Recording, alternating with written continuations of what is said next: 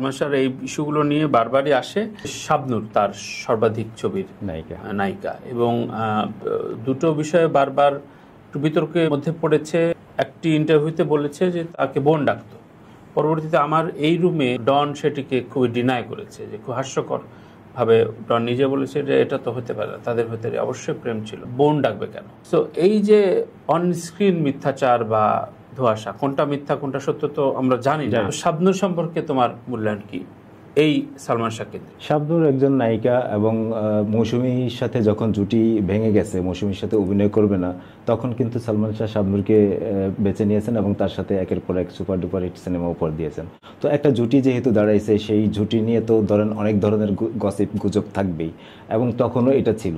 এখন এই জুটি দিয়ে যারা সিনেমা তৈরি করেছেন এবং খুব ভালো ব্যবসা করেছেন তাদের একরকম বিষয়, আর যারা চেষ্টা করেছেন এই জুটিকে ব্যবহার করতে পারেন নাই, তারা নানাভাবে নানা সময়ে নানান ধরনের গসিপ করেছেন, এটাই স্বাভাবিক। এতগুলো সিনেমার যে সর্বাধিক সিনেমার নায়িকা, যে তাকে নিয়ে এবং সালমান শাহকে নিয়ে অনেক ধরনের গুজব তখন কিন্তু চলছিল, এবং প্রচ্ছদ সর্বস্ব ম্যাগাজিন বা সিনে সাপ্তাহিকী বা সিনে পত্রিকা যা ছিল, সেখানে নানা ধরনের গুজব, নানা ধরনের মিথ্যাচার এবং মানে তখন মন গড়া অনেক নিউজ প্রকাশিত হয়েছে।